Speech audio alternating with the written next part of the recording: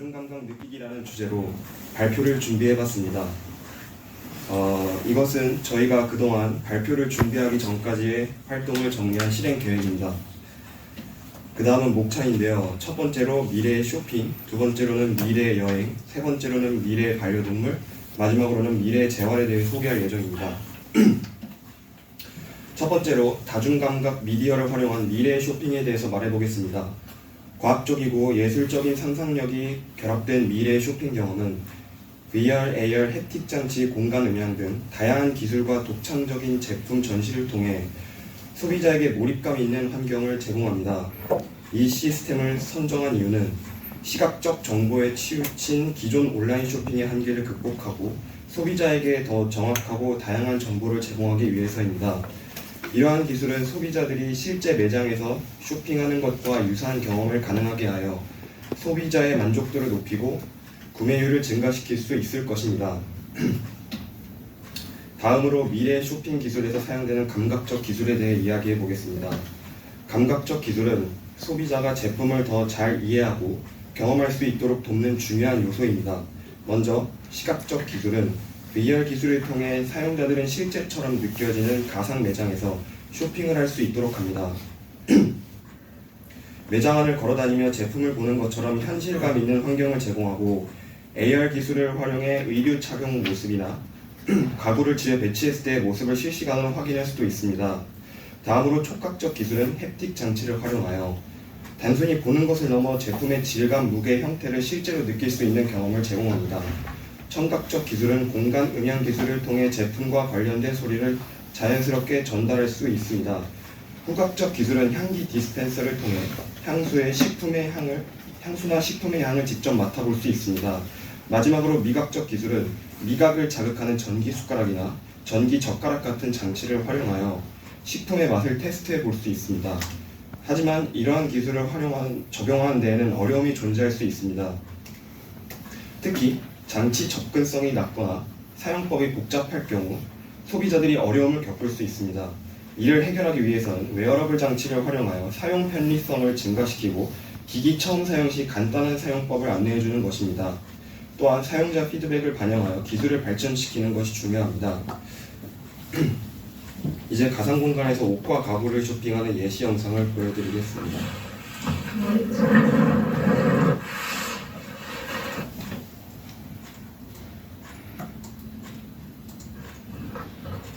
뭐랬지?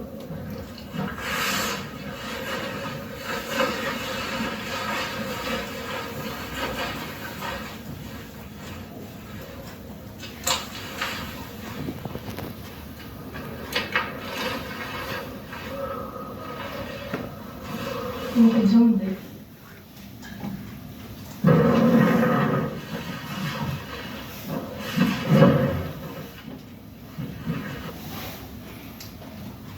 저희는 B급 감성으로 한번 준비해봤습니다.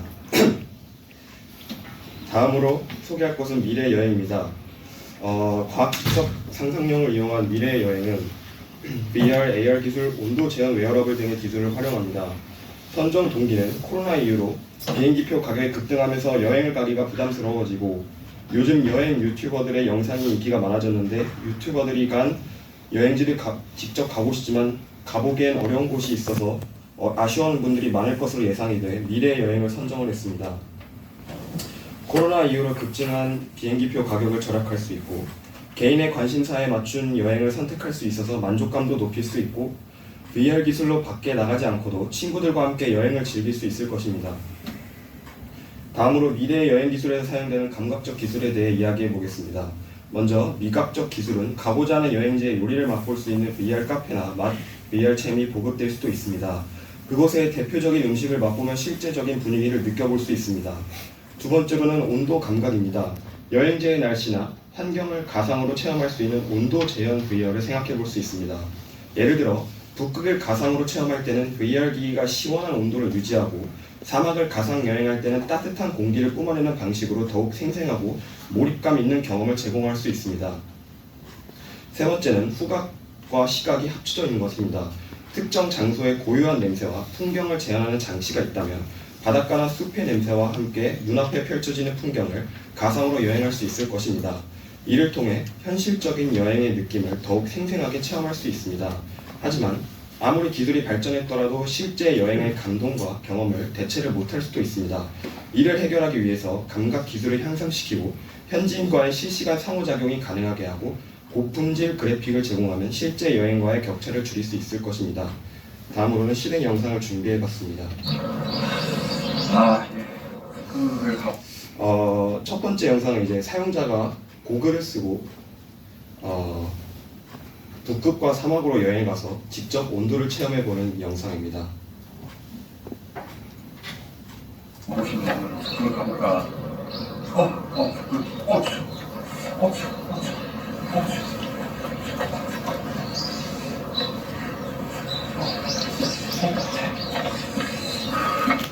진짜 부끄러운 거 너무 좋네.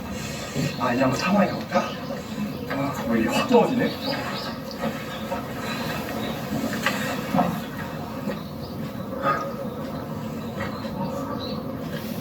덥다. 와, 진짜 사막에 온 것 같다. 와. 그 다음은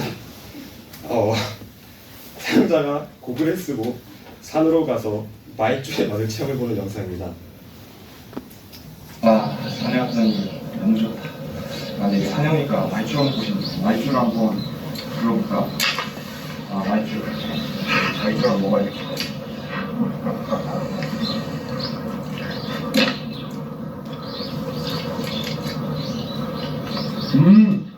진짜로 먹은 것 같아.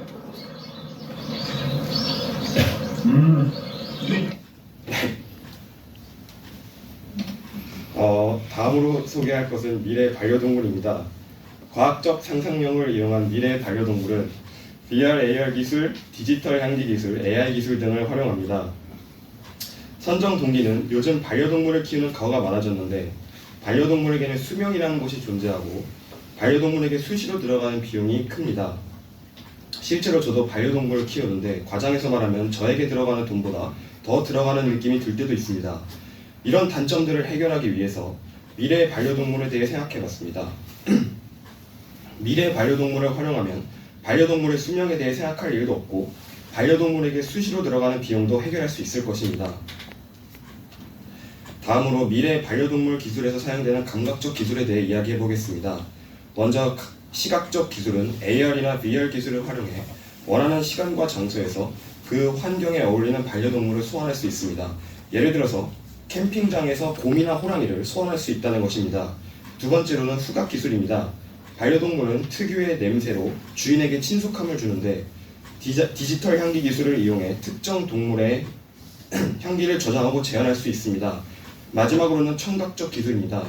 AI 기술로 동물들의 음성을 분석해서 원하는 반려동물의 소리를 반영하는 시스템이 가능합니다. 하지만 기술 기반 반려동물은 아무래도 실제 동물이 아니어서 반려동물과 인간 간의 유대관계가 떨어질 수 있습니다.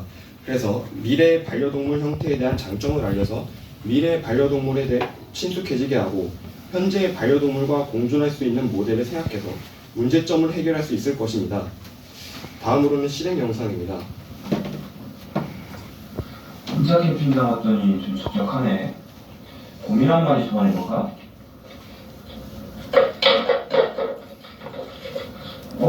정말 생긴 게 곰이랑 똑같이 생겼네?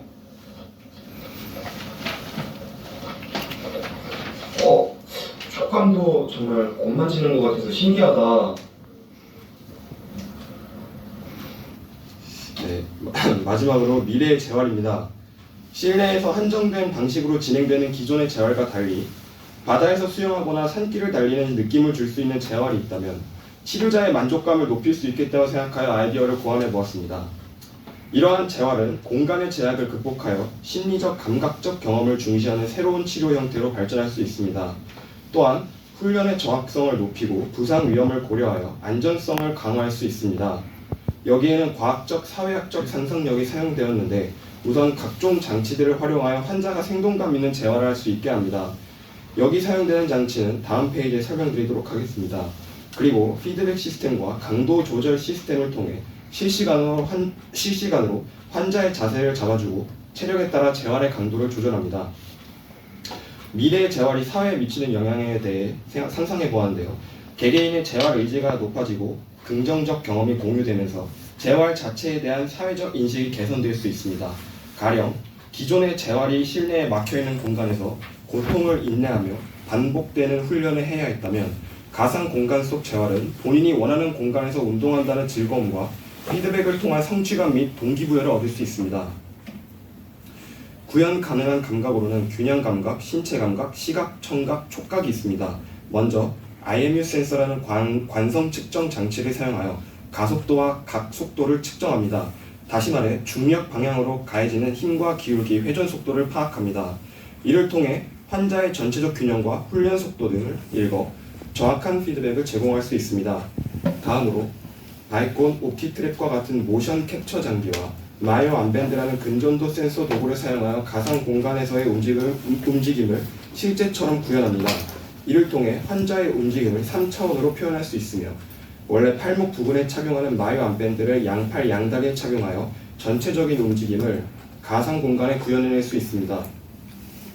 또한 VR 장치와 공간별 소리 데이터, 바람 생성기를 통해 공간에 맞는 시각적, 청각적, 촉각적 정보를 제공합니다.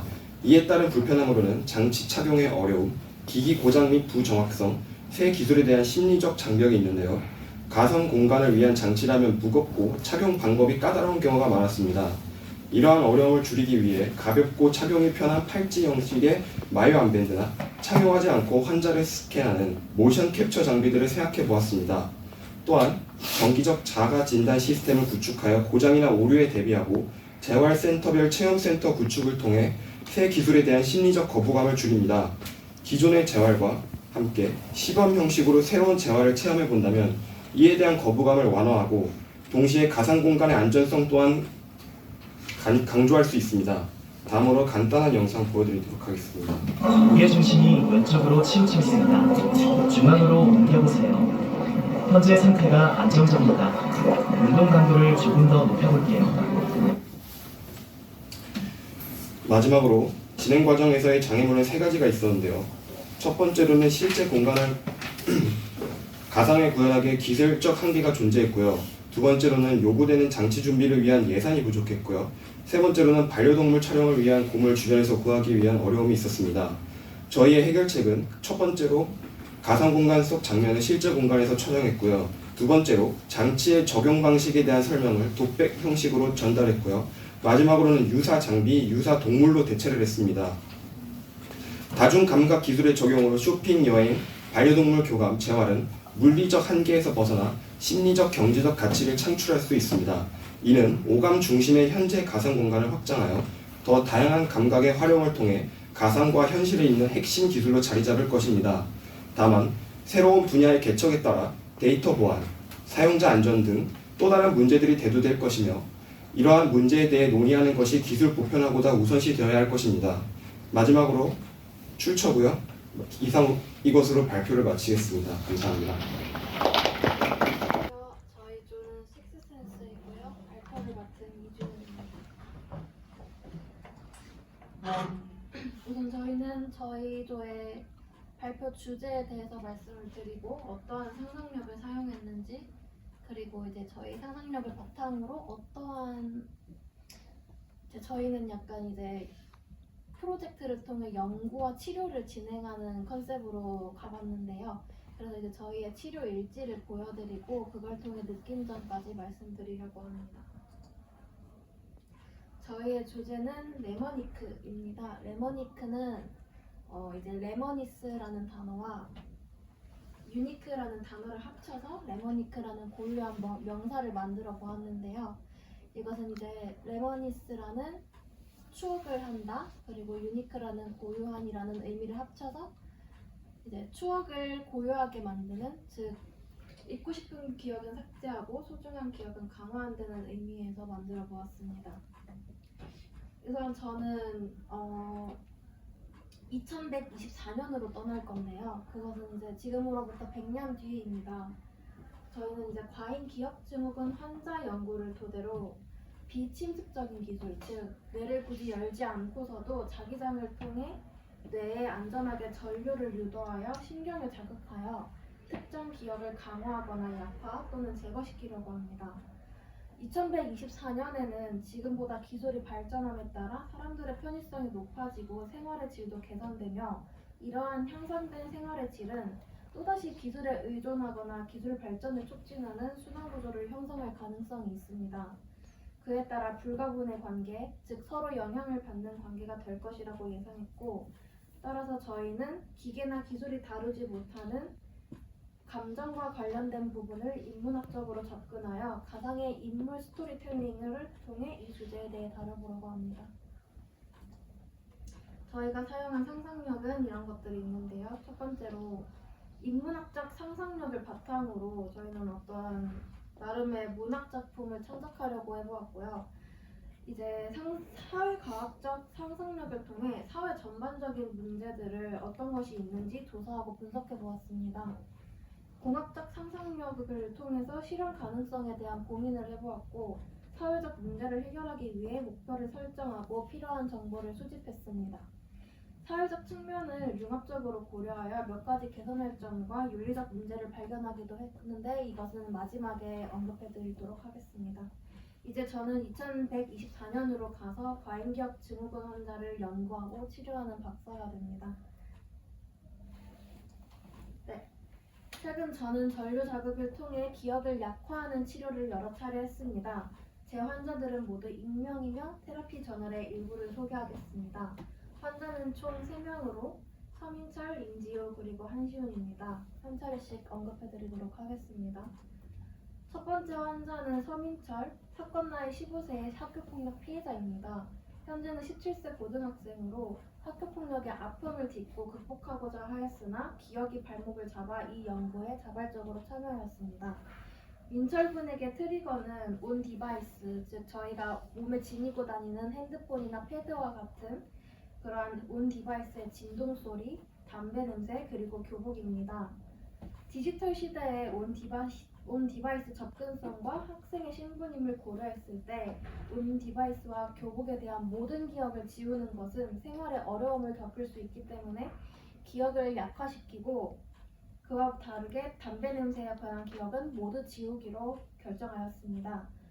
이 치료를 통해 민철군은 온 디바이스 진동 소리에도 쉽게 흠칫거리지 않고 담배 냄새는 그냥 매캐한 냄새 정도로 반응하며 교복을 입고서도 아무렇지 않게 학교에 가며 학교에 잘 적응하고 있다고 합니다. 두 번째는 임지우, SNS 인플루언서인 23세 환자입니다. 2년 전 딥페이크 성범죄를 겪으며 모든 디지털 기기와 디지털 소음에 두려움을 느끼고 심지어는 팬들에 대한 신뢰까지 결여된 상태였습니다. 디지털 시대에서 전자기기를 사용하지 못한다는 것은 결국 집 밖으로 나설 수조차 없다는 것을 뜻하기에 지우 씨는 스스로 세상 밖으로 걸어 나오기 위해 찾아왔는데요. 저희는 이와 같은 촉발 물건들, 즉 촬영 소리와 전자기기 그리고 팬들의 함성 소리 등에서 심한 불안감을 느끼던 지우 씨의 기억을 약화 또는 제거하여 성공적으로 치료는 끝이 났고 지우 씨는 다시 팬들의 사랑을 받으며 인플루언서로서 승승장구하고 있다고 합니다.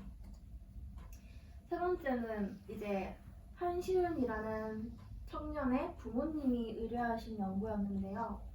한시훈 같은 경우에는 이제 사건 나이는 25살이었고 공군의 드론 조종사였습니다. 현재 우리가 살고 있는 2124년에는 전쟁이 조금 더 기술적으로 발달하게 되어서 드론을 통한 전쟁이 되게 만연한 사회가 되었는데요.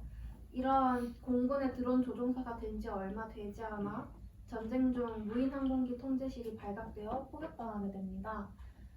이제 한시훈의 부모님은 폭파 당시 현장을 동영상으로 목격하고 그에 대한 트라우마가 생겼습니다.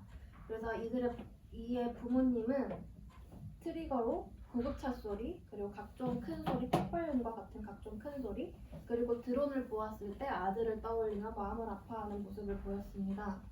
그래서 이 부모님은 모든 기억을 삭제하고자 하진 않았습니다. 왜냐하면 아들에 대한 기억을 잃을 수는 없었기 때문입니다. 하지만 이 생활을 살아감에 있어 불편한 그러한 감정들은 조금 결여시킬 필요가 있다고 생각하여 구급차나 큰 소리에 크게 반응하지 않도록 기억을 조금 약화시키고 아들을 잃었다는 슬픔은 그대로 간직한 채 살아가고 있다고 합니다. 마지막은 전류 자극을 통해 기억을 강화하는 의뢰를 한 환자가 있었기에 이를 소개해드리고자 합니다. 이름은 김민준으로 30대 남편입니다. 이제 아내는 30대와 마찬가지인 김민주로 자식은 없습니다. 이들은 궁합도 안 본다는 4살 차이에 아주 사이가 좋은 부부였는데요. 기념 1주년 파티를 가는 중 자율주행 자동차 사고를 당하게 됩니다. 둘은 모두 뒷좌석에 타고 있었기 때문에 같이 사고를 당했는데 아내가 조금 더 뇌에 손상을 많이 입어서 기억을 많이 잃은 상태였습니다. 이제 기억을 잃었을 때 특성상 최근 기억을 먼저 잃어버리는 경우가 많은데요. 이 김민주 씨도 마찬가지였습니다. 그래서 이제 김민주 씨는 남편인 김민준에 대한 기억을 대부분 잃은 상태였고, 하지만 그들은 자율주행 자동차 사고를 통해 같이 병원에 입원했기 때문에 다시 한번 만나면서 또 다시 한번 사랑에 빠지는 경우를 겪게 되었습니다. 그러면서 김민준 씨를 다시 만나서 사랑을 했는데요. 남편은 이 아내가 이전의 기억을 다시 찾길 바랬기에 이 연구를 의뢰했지만 아내 김민주 씨는 오히려 나는 기억을 잃었음에도 오롯하게 살아가며 당신을 사랑할 수 있고 또한 자율주행 자동차 사고를 겪었다는 것에서 기술에 대한 불신을 얻었기에 더 이상 그러한 과학적 기술에 너무 의존하고 싶지 않다는 모습을 보였습니다. 그렇기 때문에 저희는 이러한 부분에서 같은 가족 내에서도 이러한 기술에 대해서 긍정적인 측면과 부정적인 측면이 있다고 생각해서 이 문제를 조금 더 깊게 다루고 싶어서 뒷부분에서 언급을 해드리려고 합니다. 윤리적 문제를 말씀드리겠습니다. 먼저 정체성과 자율성 침해라는 의견이 있습니다. 기억은 개인의 정체성과 삶의 경험으로 형성되는 것으로 그 인간이 가지고 있는 온전한 기억입니다. 하지만 그것을 인위적으로 약화하거나 삭제 또는 강화하는 것은 사람을 조작하는 개체로 여길 수 있다는 것에서 논란이 되고 있습니다. 그리고 악용 및 남용 가능성도 있는데요. 이것을 본인이 원하는 것이 아니라 앞서 말씀드렸다시피 피해자의 부모님 또는 피해자의 부부, 가족 이런 사람들이 의뢰를 할 경우 그것이 악용되는 사례인지 아닌지 판단할 기준이 명확하지 않습니다. 또한 불리한 사건을 삭제하면서 피해자가 기억해야 하는 부분을 잃었을 경우에 불리하게 작용할 수 있습니다. 그리고 이상한 이념이나 사상을 주입할 수도 있습니다. 이러한 것들을 판단할 기준이 명확하지 않기 때문에 아직까지 논란이 있습니다. 하지만 이러한 기억을 강화하거나 약화하는 것에는 충분히 장점이 있는데요. 정신적으로 고통을 받고 있는 PTSD 환자나 사회공포증 치료 등의 정신건강을 개선할 수 있습니다. 지금도 많은 사람들이 그러한 아픔을 가지고 사회 밖으로 나오지 못하고 있는데 그러한 사람들에게 충분히 도움을 줄 수도 있습니다. 또한 학습 및 연구에서의 효율 향상도 있는데요. 앞서 말씀드렸다시피 이제 뇌에 침습하지 않고서도 자기장을 통해 전류를 보냈을 때 신경을 건드리는 그런 연구를 통해서 뇌의 기능을 조금 더 연구할 수 있는 발전 가능성을 가지고 있습니다. 또한 관계 회복 및 사회적 기능 개선은 제일 처음 말씀드렸던 서민철과 같은 학교폭력 피해자가 관계를 회복하는 데 있어서 도움을 줄 수 있다는 것입니다. 그리고 단점으로는 기억 왜곡 및 부작용이 있을 수 있는데요. 만약에 어떠한 물건에 대해서 여러 가지 기억을 가지고 있을 때 그 물건에 대한 기억을 모두 삭제한다면 그 사람은 그 기억을 한 가지 기억만 사라지는 것이 아니라 다양한 기억을 모두 잃게 됩니다. 그렇게 되면 사회적으로도 정체성의 혼란을 느낄 수 있습니다. 그리고 사회적 불평등도 심화될 수 있는데요. 지금 아직 이 기술은 완전히 개발되지 않았기 때문에 돈이 있는 사람들이 아니면은 쉽게 참여하기 어렵습니다. 그렇기 때문에 결국에는 가진 자들이 누릴 수 있는 특혜가 아니냐는 그러한 이제 논란도 가지고 있습니다. 그리고 이러한 기억 조작의 도덕적 경계가 모호하다는 측면에서 가장 큰 문제로 얘기되고 있습니다. 네, 저희가 느낀 점은 이렇고요. 공통적으로 이제 말씀드리자면 이 과학적 기술의 발전이 되게 사람들을 설레게 하고 기대하는 부분도 있지만 저희가 이렇게 상상만으로도 알 수 있듯이 충분히 윤리적 문제가 발생하고 사람 간의 갈등이 심화될 수 있다는 점에서 마냥 반길 문제만은 아니라는 것을 깨달았습니다. 네, 감사합니다. 안녕하십니까. 저는 미래의 바닷속에 사는 인간의 모습을 주제로 발표하게 된 한성 이마기넌스 F반 삼계탕조의 조연서입니다. 저희는 5가지의 목차로 주제를 선정하고 계획하고 마무리했습니다. 목차로는 상상 시작하기, 상상하기, 그에 대해 상상 실행하기, 프로젝트에 대한 총평, 그리고 프로젝트에 대한 성찰로 마무리하였습니다. 먼저 상상 시작하기로는 오늘날 지구에는 다양한 환경 문제가 존재합니다. 그 중에 지구온난화로 인한 해수면 상승이 가장 주목받고 있는 환경 문제입니다. 이러한 현상이 지속되고 극단적인 상황을 맞이하였을 때 미래의 지구의 모습은 현재의 지구의 모습과는 사뭇 다른 모습으로 존재할지도 모른다고 생각했습니다. 따라서 저희는 미래의 지구와 바닷속에 살아갈 우리 인간의 모습을 상상했습니다. 상상하기에서는 미래의 모습을 표현하는 것을 유전 조작으로 적응하는 것과 미래의 과학기술로 적응하는 것 2가지 중에서 고민했습니다. 그러다 저희는 미래의 과학기술로 적응하는 모습을 표현하는 것으로 결정했습니다. 그 이유는 유전 조작으로 적응일 경우 인간의 모습 변형에서는 큰 특징을 찾을 수 있겠지만 의식주 측면에서는 해양 생물처럼 살아가는 모습으로만 설명되어서 독특한 특징을 표현하기 어려울 것 같았습니다. 반면 미래의 과학기술로 적응하는 것은 미래의 과학기술로 육지에서의 삶을 바다 안에서 유지할 수 있을 것이고 의식주에서도 큰 변화가 있을 것 같아 결정하게 되었습니다. 다음 상상 실행하기에서는 미래 과학기술로 표현된 미래를 크게 8가지 특징을 설정했습니다. 첫 번째, 지구온난화로 인한 극단적인 상황이다. 두 번째, 해산물을 완전 저렴한 가격으로 구입할 수 있다. 세 번째, 미래의 대양 펜트럴 기술로 이산화탄소를 산소로 바꿔줄 수 있습니다. 네 번째, 바닷속 돔 형태의 도시가 존재합니다. 5번째, 바다로 나올 때 특수 기술로 제작한 옷을 촬영하고 나옵니다. 6번째, 학교에서 수영 수업이 필수적인 수업입니다. 7번째, 발전된 과학기술로 자연재해에 대비할 수 있습니다. 마지막으로 8번째, 특수한 환경에 맞춘 특수한 직업이 생겼습니다. 이렇게 8가지 특징을 설정했습니다. 이렇게 설정해서 만든 저희의 영상을 보여드리겠습니다. 안녕하세요 여러분. 오늘은 우리가 직면한 심각한 문제에 대해서 이야기해보겠습니다. 바로 지구온난화로 인한 해수면 상승입니다. 이제 다음 장면에서 과학자가 기자회견을 통해 해수면 상승에 대한 경고를 발표하겠습니다.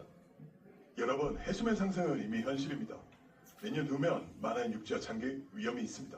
즉각적인 조치가 필요하며 기후변화에 대한 인식을 높이는 것이 절실합니다. 인류는 해수면 상승으로 인해 육지에서의 생활이 힘들어지고 결국 육지에서 해양으로 거처를 옮겨 생활하게 됩니다.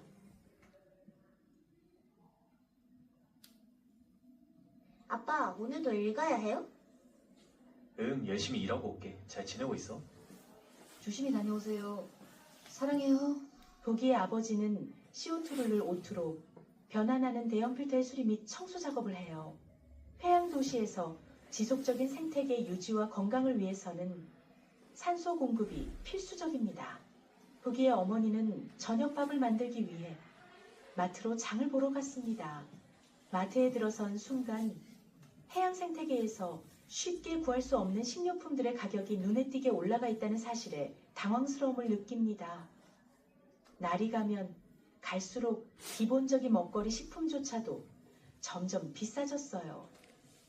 이렇게 비싸서 장을 볼 수 있을까? 어머, 부기가 육류를 좋아하는데 가격 차이가 너무 많이 나네. 해양 도시가 되면서 해양에서는 구하기 힘든 고기 같은 육류는 귀해져 비싼 가격으로 팔리고 사람들은 그저 바라만 봅니다. 부기는 학교에 갔습니다. 여러분, 우리가 살고 있는 이 해양 도시는 바다 덕분에 존재해요. 바다는 우리의 삶을 지탱해주는 소중한 자원이랍니다. 하지만 해양 생태계는 매우 연약해요. 오염과 남획으로 인해 많은 생물들이 위협받고 있어 우리가 이를 지키지 않으면 우리의 미래도 위험해질 수 있답니다. 오늘은 해양 환경 보존의 중요성과 실습 수업으로 슈트를 직접 입어보고 체험하는 수업을 진행하겠습니다. 여러분, 오늘은 수중에서 물고기처럼 움직이시는 슈트에 필요한 우리의 과학적 원리에 대해 알아보겠습니다. 먼저 느처역학을 통해 물의 저항을 최소화하고 효율적인 추진력을 생성하는 디자인이 중요해요. 또한 경량이면서도 강한 재료를 선택하고 전기 모터와 센서를 활용해 지느러미의 움직임을 제어해야 돼요. 전기 모터와 수압 모터를 활용해 지느러미의 동작을 제어할 수 있는 구동 시스템이 필요합니다. 여기에는 수압 센서와 가속도계를 포함한 다양한 센서 기술이 통합되어야 돼요. 마지막으로 생체 모사 기술을 통해 자연스러운 수중 운동을 구현할 수 있겠죠?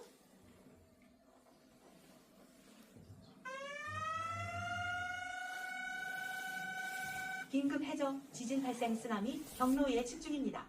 해저 도시 주민들은 즉시 방제 지침을 따르시기 바랍니다. 이런, 지진이라니. 당신 돔은 괜찮을까요? 지금 상황이 많이 심각한 거예요?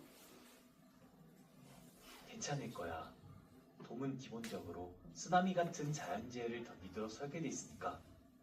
그래도 혹시 모르니 바로 관리센터로 가서 외벽과 쓰나미 분산 기술을 점검하려고 해. 우리 돔은 수백 가구가 의지하는 곳이니까 얼른 가봐야겠어. 우리도 위험해지는 거죠? 아빠가 가면 정말로 괜찮아질까요? 돔은 튼튼하게 설계됐으니까 걱정 안 해도 돼. 엄마와 함께 방제 매뉴얼대로 대피 준비를 하고 있으렴. 여기서 아이와 함께 저는 대피 준비를 하고 있을게요. 당신이 돔을 관리하는 게 우리 모두에게 가장 중요한 일이잖아요. 고마워. 내가 꼭 우리가 사는 돔을 안전하게 지킬게. 잘 기다려줘. 쓰나미 분산 완료 방어막 시스템 정상 작동 의원 단계 해제되었습니다. 우와, 방어막이 이렇게 작동하는 걸 직접 보니까 진짜 대단한 것 같아요. 아빠, 저 빛이 쓰나미를 막는 거예요? 그렇단다. 바다가 돔을 지탱해주고 돔은 바다를 보존할 수 있도록 도와줘. 우리가 서로 돕고 있는 거야. 앞으로도 계속 이런 아름다운 모습을 지키려면 모두가 힘을 모아야 돼. 이제 위험이 끝났구나. 정말 다행이야. 이제 모두 안전해졌어. 응, 정말 다행이에요. 아빠가 돔을 잘 지켜줬으니까 우리가 이렇게 안심할 수 있는 거겠죠? 이 바다를 보면 참 고맙고 안심이 돼. 우리가 이렇게 살 수 있는 것도 결국 바다가 이렇게 건강하니까 가능한 거겠지? 맞아. 돔 안에서의 생활이 쉽지만은 않지만 이렇게 바다가 평화로운 모습을 보면 더 열심히 지키고 싶은 그런 마음이 생기더라. 저기 저 물고기들, 우리랑 함께 살아가는 거잖아요. 아빠가 돔을 관리하는 것도 결국 바다랑 돔이 함께 잘 지낼 수 있도록 하는 거죠? 그럼 나도 아빠처럼 바다를 위해 일할래요. 더 많은 사람들이 바다를 소중하게 여기게 하고 싶어요.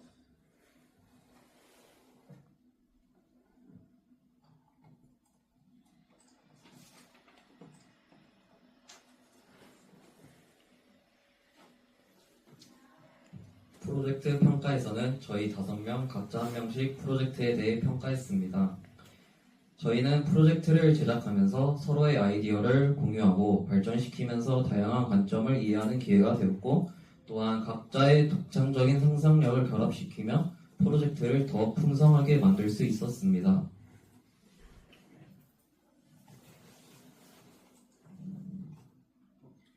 마지막으로 프로젝트 성찰에서는 조원 대부분 미래의 지구온난화로 찾아올 극단적인 상황에 대해 두려움을 느꼈던 것 같습니다.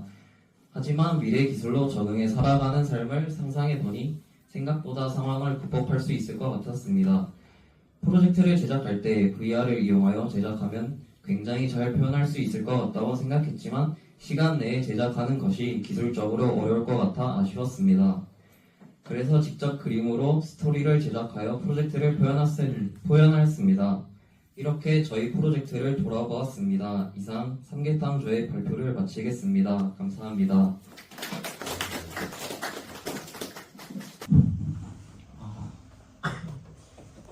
F반 참공조의 발표를 맡게 된 이영재입니다.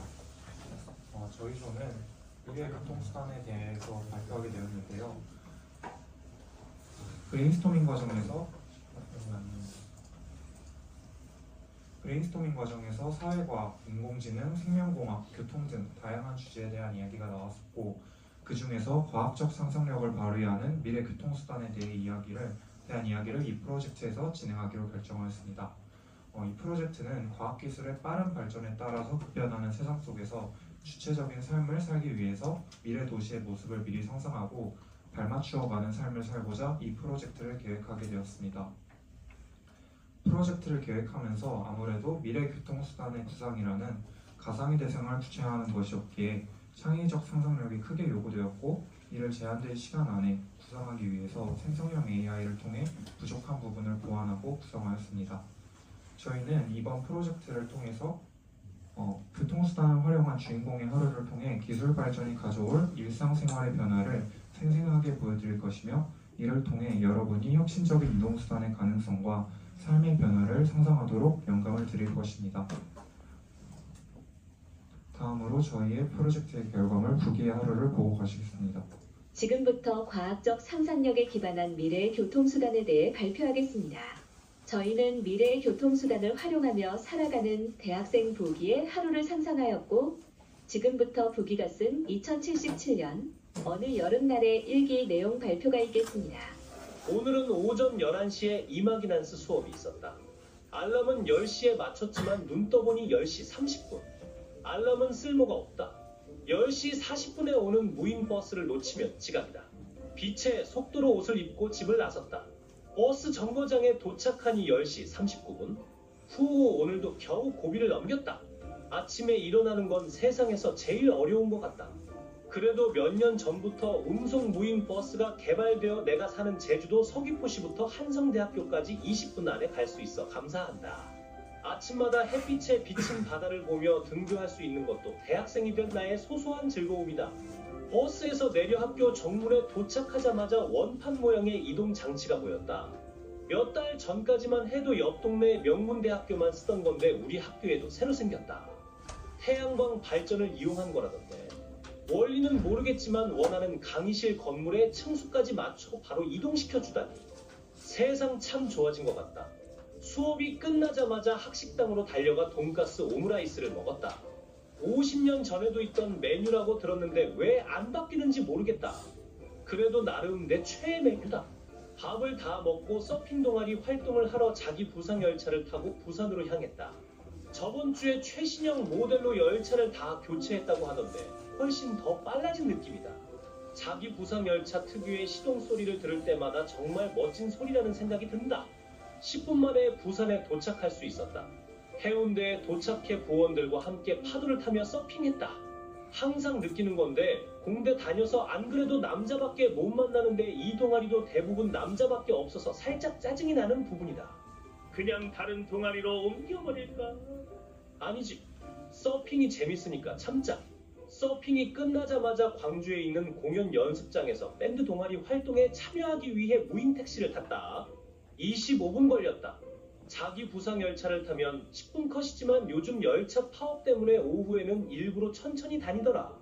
그래서 늦지 않으려고 별수 없이 저공비행 무인 택시를 탄 거다. 연습장에 도착해서 진행한 밴드 활동은 늘 그렇듯 짜릿했다.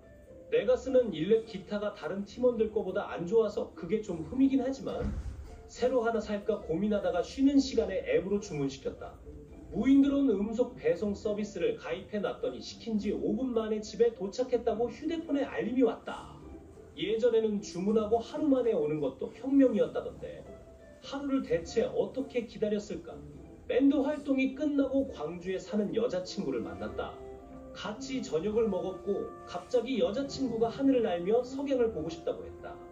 힘들어 죽겠는데 하는 수 없이 근처에서 웨어러블 플라잉 슈트를 대여해 착용하고 2시간 정도 하늘을 날아다녔다.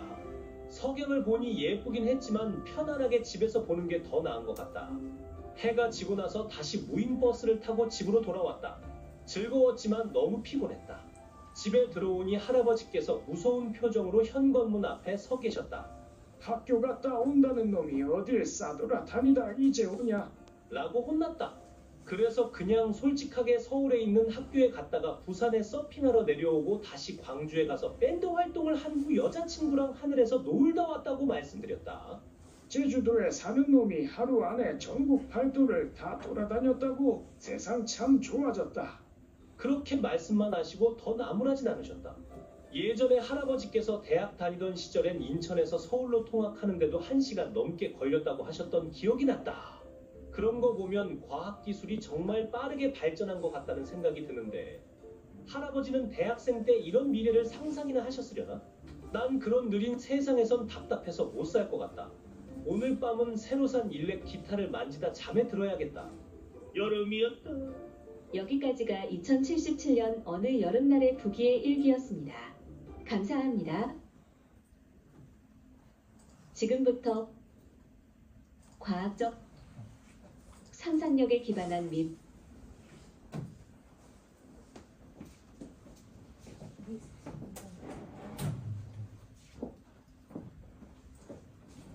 저희는 이번 프로젝트를 진행하면서 현재 기술적 한계와 미래의 상상력을 조화롭게 저희는 이번 프로젝트를 통해 여러분이 미래 교통 기술에 대해 생각해 봄으로써 지속 가능한 교통의 중요성에 대해 생각해 보도록 하는 기대를 가지고 있습니다. 또한 내부적으로는 프로젝트를 통해서 다양한 기술과 환경적 요소를 고려한 종합적 사고력을 함양하고 창의적 문제 해결 능력을 배양하는 등 학습적 성과를 이루었습니다. 마지막으로 저희는 이번 프로젝트를 진행하면서 현재의 기술적 한계와 미래의 상상력을 조화롭게 결합하는 과정에서 기술적 타당성을 유지하는 것이 도전적이었지만 이를 통해 창의성과 실현 가능성을 균형 있게 고려하는 방법을 배우게 되었습니다. 또한 처음부터 설계 과정을 전부 구상하고 작업하는 방식이 아닌 브레인스토밍 과정을 통해 작업을 구체화하는 것의 중요성을 깨달았습니다. 또 다양한 팀원과 협업을 통해 서로 다른 아이디어와 관점을 통합하는 과정이 프로젝트의 질을 높이는 데 중요한 역할을 한다는 것을 알게 되었습니다. 마지막으로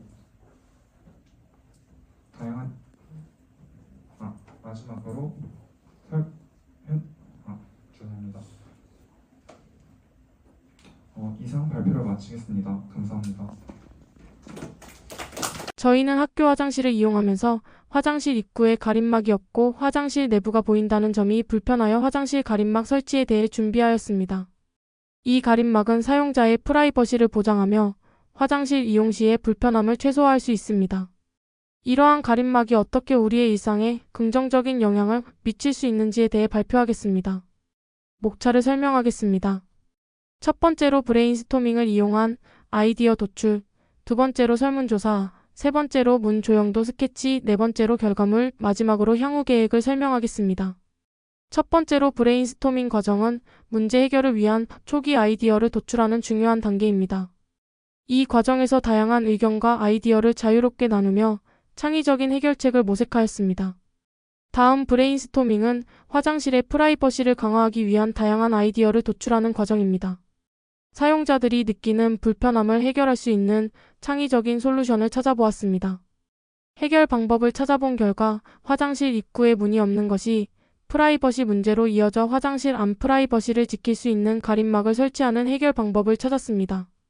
화장실의 프라이버시 문제는 매우 중요한 이슈입니다. 최근 조사 결과 바깥에서 화장실 안에 소변기가 보이는 문제점을 발견했습니다. 이는 사용자에게 불편함을 초래할 뿐만 아니라 개인 공간의 안전성에도 영향을 미칠 수 있습니다. 화장실 이용 시 불편한 점에 대한 설문조사 결과를 통해 사용자들이 경험하는 주요 문제점을 명확히 파악할 수 있었습니다. 특히 한성대학교의 화장실을 이용하며 화장실 문 여부에 대한 불편함을 중심으로 설문조사를 진행하였습니다. 설문조사 결과를 분석한 결과 화장실 문 설치를 통해 개선되어야 하는 부분으로 사생활 보호가 가장 큰 비중을 차지하였습니다. 그리고 대부분의 조사 결과로 문이 설치된다면 화장실을 자주 사용할 것이라고 답변하였습니다. 디자인 과정은 다양한 형태의 가림막을 생각하였습니다.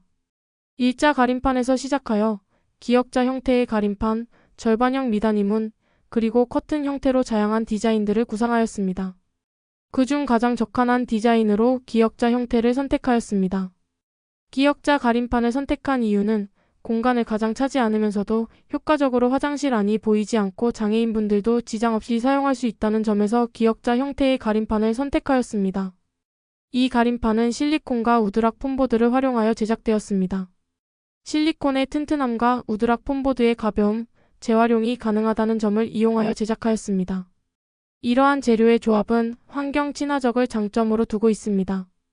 팀원들이 협력하여 가림막 제작을 위한 초기 작업을 진행한 사진입니다. 각자의 역할을 분담하며 아이디어를 구체화하고 실제 제작에 필요한 자료를 준비하여 제작하였습니다. 이러한 활동을 통해 우리는 더욱 효과적이고 실용적인 가림막을 만들기 위한 기초를 다졌습니다. 기역자 모양의 가림막을 설치함으로써 화장실 안쪽이 보이는 문제를 효과적으로 해결했습니다. 이 가림막은 학우분들에게 더 나은 프라이버시를 제공하며 화장실 이용 시의 불편함을 크게 줄여줍니다. 결과물 사진을 보면 가림막이 설치된 결과를 볼 수 있습니다. 가림막은 외부에서 내부가 보이지 않도록 효과적으로 차단하고 있습니다. 향후 계획은 첫 번째로 한성대 학생들에게 이 파티션을 알리고자 포스터를 제작하여 홍보할 예정입니다. 포스터에는 파티션 조형도와 실제 모습의 사진을 첨부하였습니다. 파티션을 훼손하지 말자는 주의사항과 장애인 학우들도 편리하게 사용할 수 있다는 점을 강조하며 한성대 소식을 쉽게 접할 수 있는 게시판을 활용할 예정입니다. 이를 통해 파티션의 활용 방법을 효과적으로 알리고 학우분들의 관심을 유도할 것입니다. 파티션에 빈 여백의 광고를 부착할 수 있는 게시판을 만듦으로써 학생들이 한성대학교 소식을 쉽게 접할 수 있도록 설계하였습니다. 이 게시판은 학교 내부의 정보 전달과 학교 커뮤니티의 소통을 활발하게끔 도와주는 역할을 합니다. 또 사람들이 자주 가는 위치이므로 모두가 게시판을 유용하게 사용할 수 있을 것입니다. 앞으로 이 게시판을 통해 다양한 소식과 이벤트를 공유하여 학생들이 학교 생활을 더욱 활발하게 참여할 수 있는 환경을 조성할 계획입니다. 현재 한성 파티션의 여러 문제점들을 개선해서 향후에 더 완벽한 파티션을 제작할 예정입니다. 첫 번째로 개선할 부분은 안전 및 내구성 문제입니다. 사용자들의 안전과 가림판의 고정을 위해 모서리 부분에 탈부착이 가능한 실리콘 틀을 설치할 예정입니다. 그리고 또 저희는 가림막 부분의 훼손 가능성 문제를 생각했을 때 매번 가림막을 교체하는 것이 어려울 것이라 판단했습니다. 따라서 쉽게 재활용이 가능한 상자나 스티로폼 등의 재질을 사용해서 손상 시에 쉽게 교체할 수 있도록 설계할 예정입니다. 향후에 저희는 학우분들의 피드백을 바탕으로 가림막의 디자인과 기능을 추가할 예정입니다. 또한 다양한 환경에서의 적용 가능성을 고려하여 추가적인 개선을 진행할 예정입니다. 앞으로 이 가림막은 장애인이 편리하게 이용할 수 있는 방향으로 설계할 것입니다. 특히 휠체어를 탄 상태에서도 쉽게 지나다닐 수 있게 개선할 예정입니다. 특히 모든 사용자를 위한 통합적 접근성을 고려하여 유니버셜 디자인을 실현시키는 것이 저희의 목표입니다. 저희는 이 활동을 통해 학교의 문제점을 찾아 처음부터 끝까지 저희의 힘으로 설계하고 결론까지 도출해 나가는 과정을 겪으며 가치 있는 경험을 할 수 있었습니다. 또 이마기난스 수업의 목표를 생각하며 배운 것들이 프로젝트에 더 집중할 수 있는 계기가 되었다고 생각합니다. 아쉬운 점이 많은 프로젝트였지만 이번 수업에서 경험하고 배운 것들을 토대로 다음에 주어질 프로젝트에서는 더 좋은 작품을 만들고 싶습니다. 이상 발표 마치겠습니다. 저희의 발표를 들어주셔서 감사합니다. 안녕하세요. 저희는 초콜릿과 떡볶이를 결합한 새로운 음식, 초코 떡볶이를 소개하겠습니다. 오늘 발표에서는 저희 팀의 소개를 시작으로 아이디어 도출 과정과 컨셉을 설명드린 뒤 아이디어 분석을 통해 제작된 최종 결과물까지 보여드릴 예정입니다. 저희 팀의 이름은 괴식요리사입니다. 초코 떡볶이라는 괴식, 그리고 최근 넷플릭스 시리즈로 큰 인기를 끌었던 흑백요리사, 이 두 가지를 합쳐 독특한 콘셉트를 담으면서도 저희 팀의 정체성인 트렌디함을 나타내는 이름을 고민한 끝에 결정했습니다. 저희는 초코 떡볶이 같은 창의적이고 색다른 요리를 통해 괴식의 새로운 가능성을 탐구합니다. 괴식요리사라는 이름은 단순히 특이한 요리를 만든다는 의미를 넘어 기존의 고정관념을 깨고 미식의 한계를 넓히겠다는 우리의 도전 정신을 담고 있습니다. 아이디어 도출 과정에서는 각자가 좋아하는 것들에 대해 작성한 후 공통으로 많이 나온 키워드를 중심으로 선정하였습니다. 4명 모두 초콜릿과 떡볶이를 좋아하는 음식으로 작성하여 그 결과 초코와 떡볶이가 키워드로 선정되었습니다. 이 두 가지 키워드를 결합해 초코, 떡볶이라는 주제를 정했습니다. 처음에는 실제 요리를 제작하기 위해 레시피를 구상하였지만 진행 과정에서 더 독창적이고 상품화와도 관련한 결과물을 만들어보자는 의견이 나왔습니다. 상품화 부분에서 음식 스티커를 통해 브랜드나 아이디어를 홍보할 수 있습니다. 예를 들어 음식 관련 사업을 운영한다면 고객이 스티커를 가져가거나 공유하며 자연스럽게 입소문을 퍼뜨릴 수 있습니다. 또한 이를 교육적으로도 활용할 수 있는데 스티커를 통해 레시피, 영양정보, 유래 등 음식에 대한 정보를 재미있고 직관적으로 전달할 수 있습니다. 아이들에게 음식에 대한 흥미를 유발하는 데도 유용합니다. 이와 같은 이유로 음식을 직접 만드는 대신 페이퍼 아트를 결정했습니다. 또한 요즘 인터넷에서 릴스와 같은 숏폼이 많은 인기를 끌고 있고 대다수의 사람들이 쉽게 접할 수 있기에 페이퍼 아트 영상을 숏폼으로 제작하기로 하였습니다. 숏폼이란 짧고 간결한 형식의 동영상 콘텐츠를 의미합니다.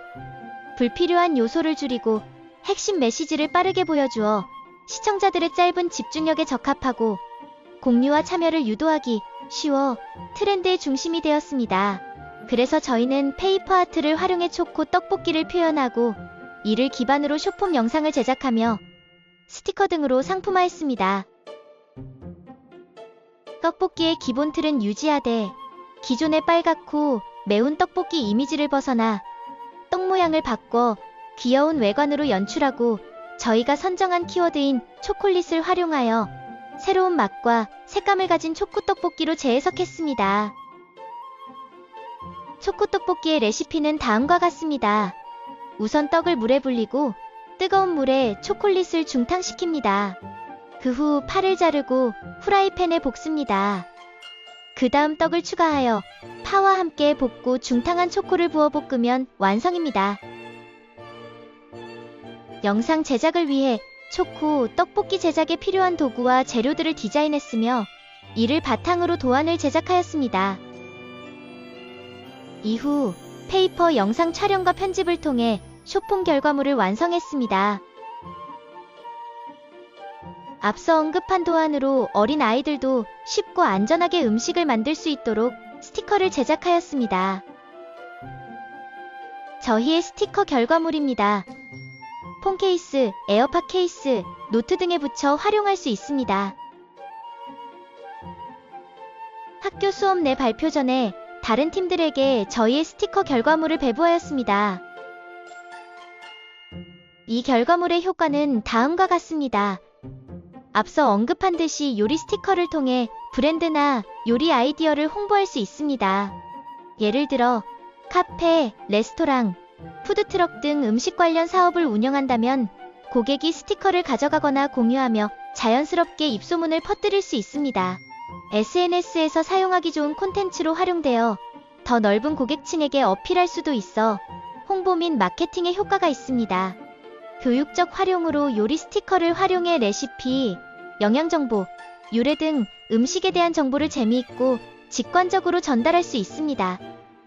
아이들에게 음식에 대한 흥미를 유발하는 데도 유용합니다. 또한 음식 재료들을 캐릭터화하여 각각의 재료들의 개성을 부여하고 귀여운 이미지를 줍니다. 이는 시각적으로 매력적인 경험을 제공하고 특히 경쟁이 심한 시장에서 눈에 띄어 수익 창출이 가능합니다. 그럼 지금부터 저희 팀의 최종 쇼폼 결과물을 보여드리겠습니다.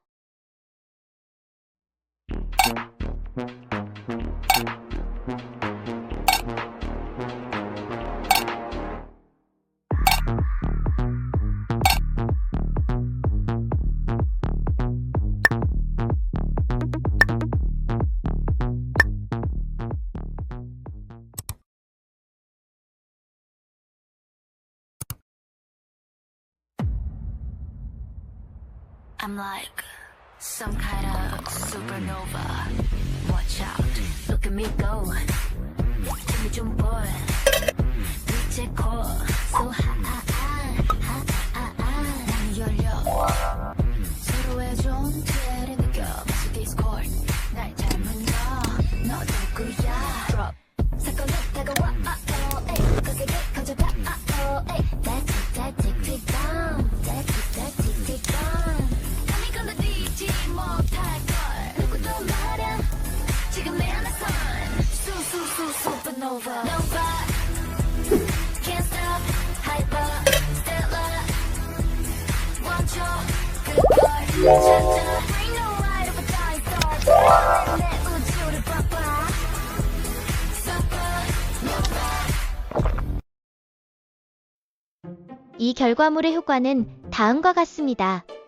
실제 초콜릿 떡볶이를 만드는 데 들어가는 비용과 한계 대신 페이퍼 아트라는 매체를 활용해 제작 단가를 낮추고 유통 과정을 간소화하여 수익성을 높였습니다. 이는 가볍고 지속 가능한 상품으로 상업적 이점을 극대화하여 저비용 고효율의 상품화가 가능합니다. 페이퍼 아트는 재활용 가능한 종이를 기반으로 하여 친환경적이며 지속 가능한 트렌드에 부합합니다. 이는 현대 소비자들의 가치관과 일치해 긍정적인 브랜드 이미지를 구축할 수 있습니다. 효코떡볶이 페이퍼 아트는 단순한 제품을 넘어 교육적이거나 장식용으로 다양한 분야에서 활용 가능성이 있습니다. 특히 한정판 패키지나 콜라보레이션 형태로 출시하면 소장 가치를 높여 추가 수익 창출이 가능합니다. 이상으로 저희 괴신 요리사 팀의 초코떡볶이 발표를 마치겠습니다. 들어주셔서 감사합니다.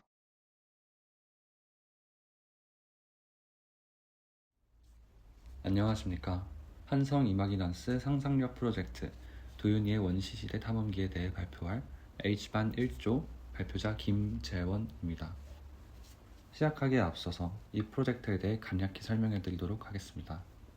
이 프로젝트는 원시시대 체험 메타버스를 통하여 기술의 올바른 사용법을 일깨워주고 인문학적 상상력과 메타버스를 융합하여 미니멀리즘의 가치 또한 녹여내는 것을 목적으로 하고 있습니다. 우선 목차부터 설명을 드리겠습니다. 목차는 크게 6가지로 이루어져 있는데요. 첫째로 프로젝트 동기와 목적, 이어서 상상 시작하기, 그리고 상상하기, 그리고 네 번째로는 상상 실행하기가 있고 이어서 상상 실현하기와 마지막으로 프로젝트 총평을 말씀드리고 발표를 마치도록 하겠습니다. 본격적으로 시작하기에 앞서서 조언 소개부터 해드리도록 하겠습니다. 프로젝트 기획과 스토리보드 구체화에 도움을 준 김무현, PPT 제작과 더빙 제작에 도움을 준 박건규, 스토리보드 구체화와 영상 제작에 도움을 준 이윤우, PPT 제작과 프로젝트 기획에 도움을 준 양해찬, 그리고 스토리보드 구체화와 발표 담당을 맡은 저로 이루어져 있습니다. 주제 선정의 동기와 목적인데요. 저희는 문제를 인식하는 것으로부터 시작을 하였습니다. 최근 AI 등 첨단 기술의 부적절한 활용이 증가한다는 것을 문제로 인식을 하고 이어서 기술의 올바른 사용법과 중요성을 제시하여 또한 미니멀리즘의 가치 또한 녹여서 전달을 하자는 목표를 설정을 하게 되었습니다. 이러한 목표를 해결하기 위한 해결 방안으로는 메타버스를 통한 체험형 학습을 제공하자는 목적을 세웠습니다. 다음으로 상상 시작하기입니다. 저희는 상상을 앞서 말씀드렸듯이 문제점으로부터 시작을 하였는데요. 저희가 찾아본 문제점은 크게 3가지로 이루어져 있었습니다. 첫째로 AI의 의존도가 증가한다는 문제점인데요. 이는 깊은 사고 능력의 감소와 주의력 분산을 일으킨다고 볼 수 있습니다. 다음으로는 인지적 게으름인데요. 이는 생성형 AI에 대한 사용의 증가로 창의성과 기술력 모두 감소하는 악영향이 있을 것으로 보입니다. 마지막으로 과소비인데요. 이는 자원의 낭비뿐만이 아닌 환경 오염 또한 발생시킨다는 문제점이 있습니다. 이런 문제점들에 대해서 저희는 경험의 유무를 우선 중요하게 생각하였습니다. 저희 또한 프로젝트를 진행하다가 막히는 시점에서는 챗 GPT한테 물어본다는 등 기술에 의존하는 모습을 볼 수 있었는데요. 상당한 인터뷰에서도 많은 사람들이 챗 GPT와 같은 AI 기술에 의존한다는 반응을 보였습니다. 이로 인해서 문제를 제기를 하게 되었는데요. AI를 포함한 첨단 기술의 적절한 활용이 필요하다는 주장이 나왔습니다. 그렇기에 메타버스 체험을 통한 기술 활용의 중요성을 인식시키기 위한 목표를 설정을 하게 되었습니다. 저희가 상상한 것은 크게 세 가지로 볼 수가 있습니다. 우선 인문학적 상상력입니다. 원시시대 환경과 스토리를 생생하게 구상하여 상상력을 발휘하였고, 사용자의 몰입도를 높이는 가상체험을 제공하는 메타버스 기술 또한 활용하였습니다. 마지막으로 현대사회의 과소비에 대한 경각심을 유도시키기 위하여 미니멀리즘이라는 개념 또한 녹여내었습니다. 넘어가기 전에 미니멀리즘이라는 개념에 대해서 간단히 설명을 드리도록 하겠습니다.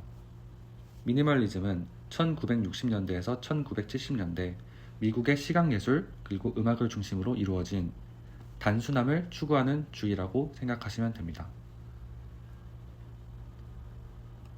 아래 보이는 마인드맵은 저희가 브레인스토밍 단계에서 적은 마인드맵인데요. 크게 5가지 주제로 나누어져 있습니다. 정서, 등장인물, 만화, 메타버스, 그리고 주제, 이렇게 5가지로 나뉘어져 있는데요. 이 마인드맵은 장차 있어서 스토리텔링을 구상하고 캐릭터들을 만드는 데 있어서 많은 도움을 받았습니다. 프로젝트의 이름인 원시시대 탐험기를 목적, 방법, 효과 3가지로 정리를 하자면, 스토리텔링과 과거 체험 메타버스를 통하여 기술의 올바른 활용과 미니멀리즘을 강조하는 것이 목적이고, 이를 목적을 하기 위한 방법으로는 인문학적 상상력과 메타버스의 기술을 융합하는 방법을 사용하였습니다. 이로 따른 기대 효과는 사용자들의 몰입도를 높여서 기술의 올바른 활용과 미니멀리즘의 중요성을 일깨워준다는 효과를 얻을 수 있습니다. 아래 사진들은 저희 조원들 간의 열띤 논의를 담은 사진들입니다. 이런 논의를 통해서 상상 실행하기 프로젝트의 개요가 만들어졌는데요.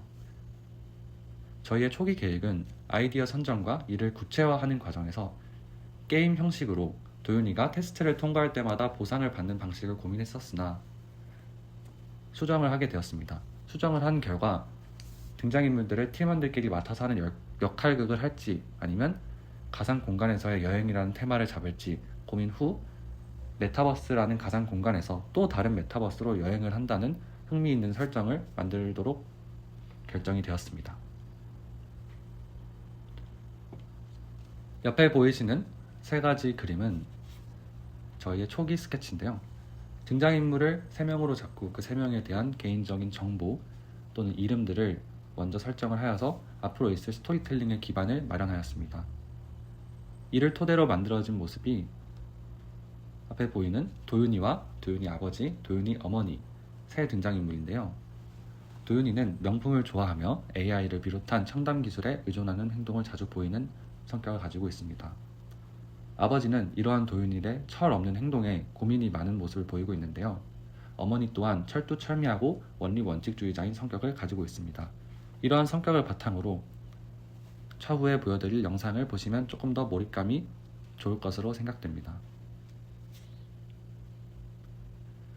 본격적으로 스토리 구상을 하는 모습인데요. 옆에 보이는 메모에는 스토리의 전체적인 방향성과 틀을 구상한 기록이 남아 있습니다. 이를 간략히 설명을 드리자면 과소비와 기술 남용을 일삼는 도윤이의 과거를 보여준 후에 도윤이에게 반성을 위하여 VR을 통해 원시시대 체험을 보내는 상황이 발생합니다. 이로 인해서 체험 후 달라진 도윤이의 모습을 보여주기로 결정을 하였습니다. 이러한 결정을 토대로 타임라인을 조금 더 자세히 짜고 프로젝트가 가지는 가치를 정확하게 전달을 하기 위해서 세분화하였는데요. 이를 정리를 하자면 도윤이가 스스로 상상을 하지 않고 GPT와 같은 AI 기술에만 의존하는 모습을 보이다가 낭비 또한 익숙해지는 모습을 보였습니다. 이러한 도윤이에게 반성의 기회를 주기 위해서 부모님은 VR 기계를 씌워서 원시 시대로 보내버리는데요. 이때 도윤이는 스스로 어떤 것도 해내는 것이 쉽지 않다는 것을 깨닫게 됩니다. 그렇게 혼자서 생활을 하다가 죽을 위기에 처한 도윤이는 결국 현실로 돌아오게 되는데요. 여기서 더 이상 기술에 과도하게 의존하지 않고 미니멀리즘을 실천하자는 교훈을 얻게 됩니다. 그러면 영상을 시청을 하도록 하겠습니다.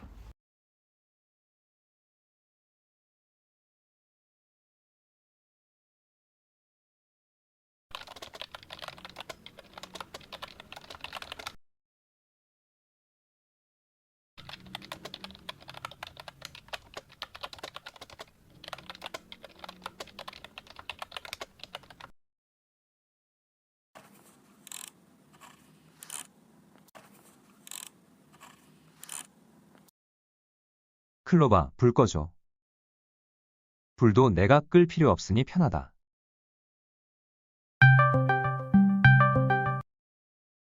왜 불렀어? 어디 급한데 가자는 거야? 어디긴 클럽이지.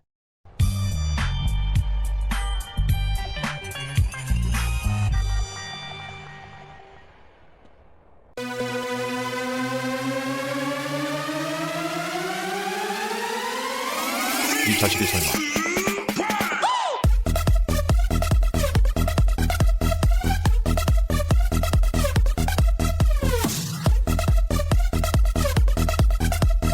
야, 너 이 자식.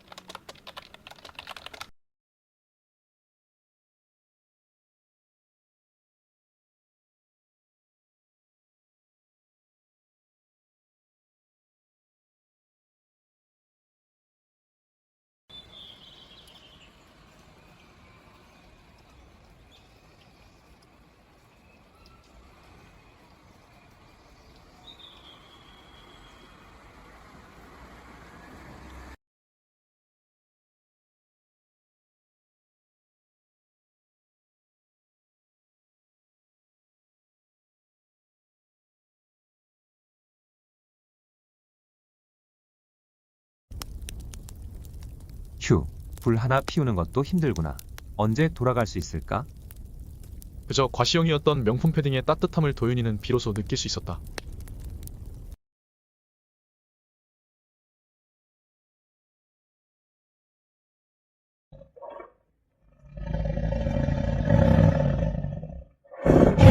무슨 소리지?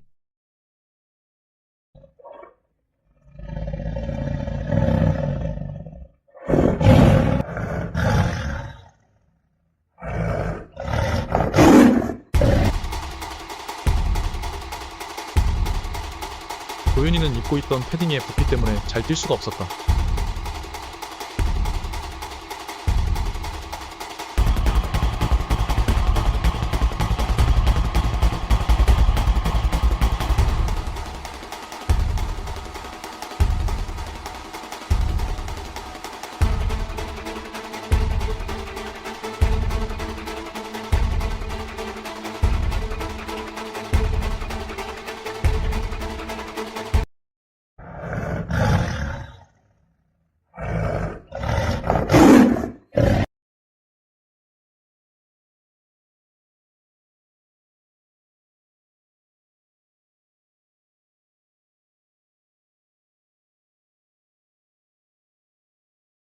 일어났구나.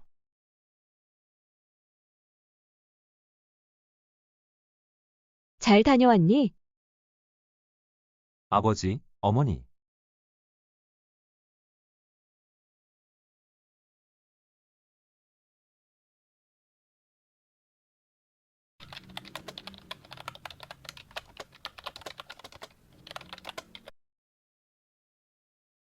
도윤이는 추운 나라로 이민을 가야 해 따뜻한 패딩이 진짜 필요했던 사람과 자신의 패딩을 중고거래하였다.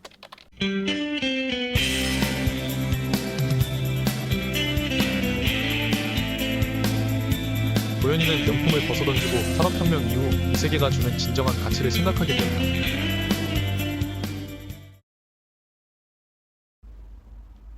영상은 잘 관람하셨나요?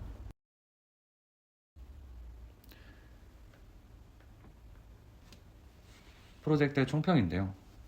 세 가지로 꼽을 수가 있습니다. 첫째, 교육적 가치, 둘째, 오락적 가치, 셋째, 사회적 가치입니다. 교육적 가치는 산업혁명 이후 현대화된 편리한 세상에서 주는 긍정적 가치를 새롭게 느낄 수 있습니다.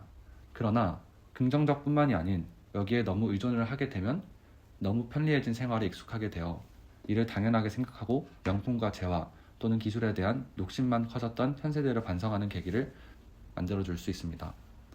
다음으로 오락적 가치에서는 메타버스 기술을 활용하여 원시시대 환경을 생생하게 구현하고 흥미로운 스토리와 캐릭터를 통하여 사용하는 사람들로 하여금 몰입도를 높이고 메시지 전달력 또한 강화할 수 있다는 가치를 가지고 있습니다. 마지막으로 사회적 가치인데요. 원시시대의 어려움을 체험하면서 현대 사회의 편리함과 풍요로움에 감사하고 과도한 소비주의, 물질 만능주의 등을 반성하는 계기를 마련할 수 있습니다. 마지막으로 저희 조원들의 총평과 소감을 말씀드리고 발표를 마치도록 하겠습니다. 소감들을 종합하여 말씀드리자면 이번 이마기넌스 프로젝트를 통해서 평소에 지나칠 법한 사소한 문제들이라도 깊게 관심을 가지고 고찰을 하는 기회를 얻을 수 있었고 이를 통해서 건강하고 다각화된 시각에서의 솔루션을 찾아 나갈 수 있었습니다. 이를 통해서 삶을 개선시키는 상상력을 동원한 호모 이마기넌스로서의 체험을 할 수 있어서 아주 좋았던 것 같습니다. 이상으로 발표를 들어주셔서 감사합니다.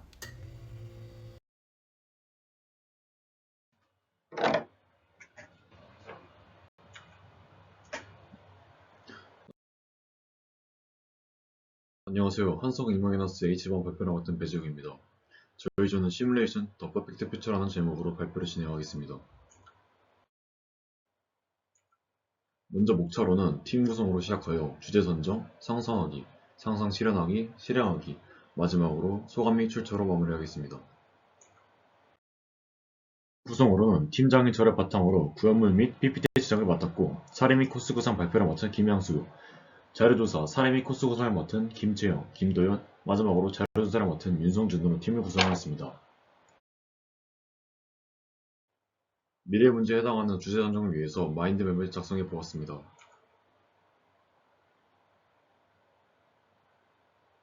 다양한 후보들이 제시되었지만 그 중에서도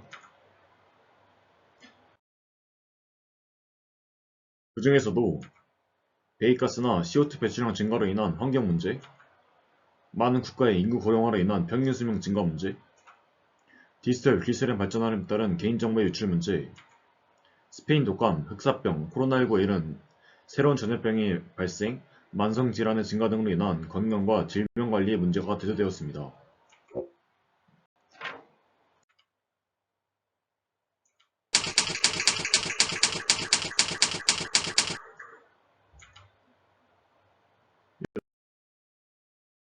여러 후보들이 있어서 저희 조가 선택한 것은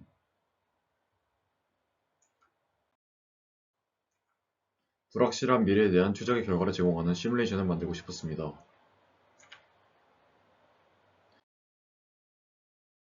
이러한 시뮬레이션을 만들어서 얻을 수 있는 이점으로 첫 번째는 미래에 대한 준비성 강화 측면입니다. 미래의 잠재 위험 요소를 파악하여 이에 대한 대비책을 마련할 수 있으며 단기적인 이익에만 집중하지 않고 장기적인 관점에서 최선의 결과를 가져올 선택을 고려하도록 훈련할 수 있습니다. 또한 다양한 변수와 상호작용하는 복잡한 시스템을 시뮬레이션을 통해서 경험하고 미래 사회 변화에 대한 적응력을 높일 수 있습니다.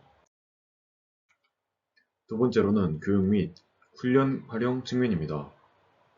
실제로 경험하기 어렵거나 위험한 상황을 시뮬레이션을 통해서 안전하게 경험하고 실제 상황에 대한 이해도를 높일 수 있습니다.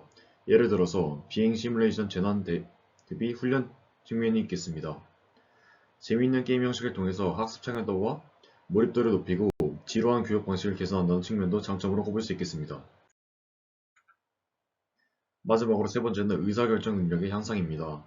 사용자는 시뮬레이션을 통해서 특정 선택이 초래할 수 있는 다양한 결과를 미리 경험하고 이를 바탕으로 더 나은 결정을 내리는 방법을 배울 수 있습니다. 또한 시뮬레이션 내 다양한 변수를 조작하고 그에 따른 결과 변화를 분석하면서 상황 판단 능력과 비판적 사고 능력을 키울 수 있습니다. 안전한 가상 환경에서 실패를 경험하고 실제 현실에서 같은 실수를 하지 않게 만드는 것도 이점 중에 하나로 볼 수 있겠습니다. 미래에 대한 시뮬레이션을 활용하는 기기로 어떤 기기를 사용할지 고민한 결과 저희는 스마트폰 시뮬레이터 등등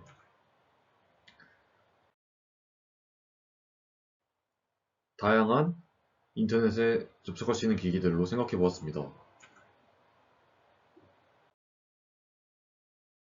스마트폰은 어느 때나 사용이 가능하여서 편리한 접근성 측면에서 이점을 취하지만 다른 전신형 기기에 비해서 몰입도와 현실감이 떨어질 것입니다. 반면 시뮬레이터는 가상현실 구현 기능이 뛰어나지만 가격이 훨씬 비싸고 설치된 공간에서만 가능하다는 단점이 존재할 것입니다. 두 개의 이점을 합쳐서 스마트폰을 통해서 자신의 필요한 정보들을 입력하고 시뮬레이터를 통해서 미리 본다면 더욱 좋은 결과를 낳지 않을까 생각해 보았습니다. 저희가 구현물을 만들기 위해서 가져간 사례들입니다. 첫 번째로는 연애 시뮬레이션입니다. 연애가 힘든 사람들을 위해서 시뮬레이션을 통해서 실패를 하지 않고 자신이 원하는 결과에 도달하는 방법으로 사용할 수 있습니다. 두 번째로는 사업 시뮬레이션입니다. 괜히 데이터 분석가 등의 직업이 존재하는 게 아닌 것처럼 현대사회, 미래사회에서는 기존의 데이터를 분석하는 것은 매우 중요한 일입니다. 시뮬레이션을 통해서 어디에 무슨 가격을 어떻게 내야, 언제 내야 가장 좋은 금전적인 이익을 낼지 사건 분석을 하는 시뮬레이션을 사용할 수 있습니다. 마지막으로 세 번째는 학업 진학 시뮬레이션입니다. 만약 자신이 성적이 과학, 수학과 같은 이과적인 과목에서 강하지만 국어, 영어 등 문과적 성향이 강한 사람이라면 어떤 학업을 선택해야 좋을지 고민이 많을 수 있습니다. 학업 진학은 인생에서 상당 부분 큰 비율을 차지하기 때문에 고민이 많은 사람들은 시뮬레이션을 통해서 학업 진학을 계획할 수 있겠습니다. 저는 이번 발표에서 시간 관계상 연애 시뮬레이션만 보여드리겠습니다. 미래사회 가정집의 모습입니다. 왼쪽에 보이시는 기기가 시뮬레이터입니다. 영희를 좋아하는 철수라는 인물을 가정하여서 시뮬레이션을 진행하여 보겠습니다.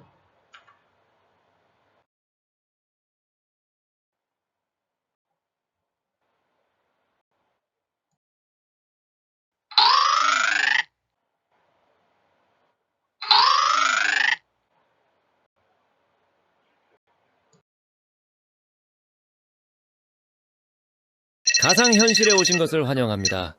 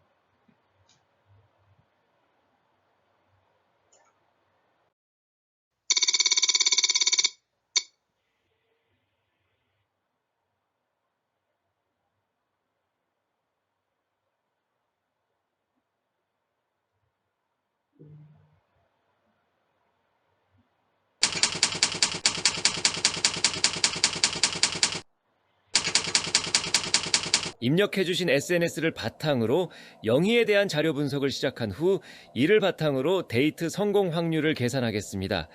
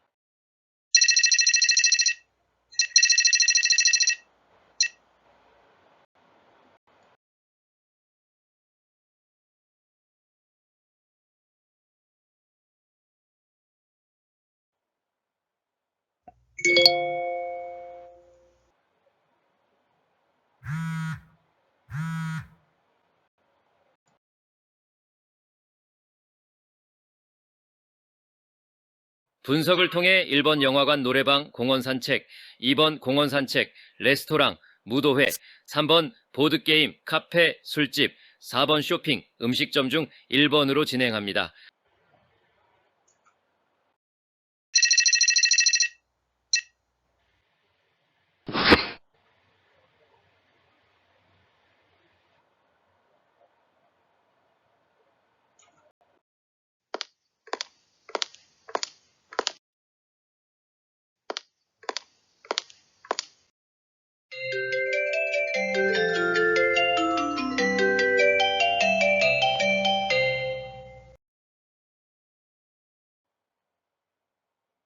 오랜만이야, 영희야.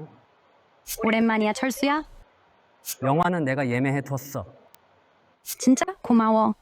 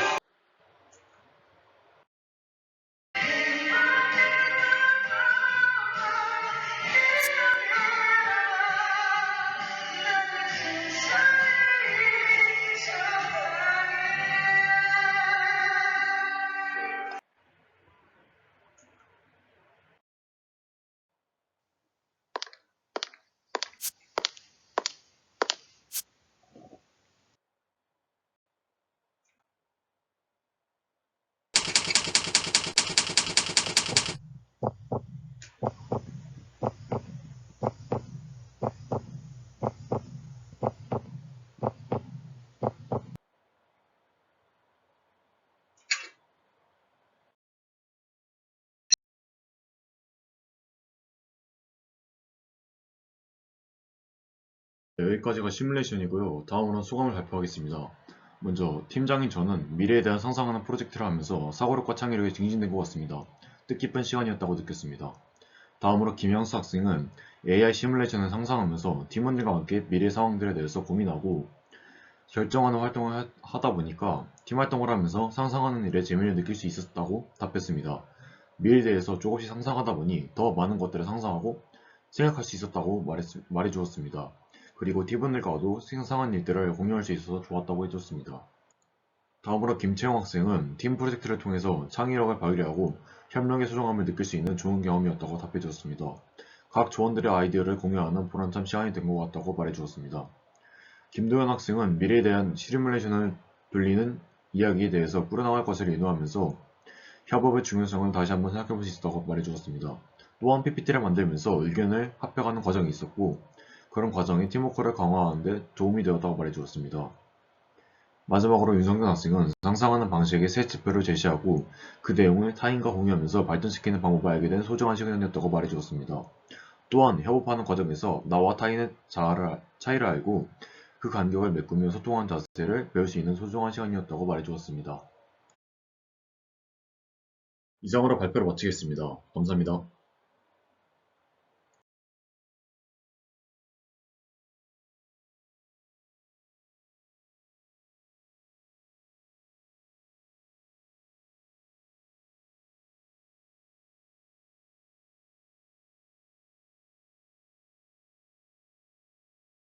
안녕하세요.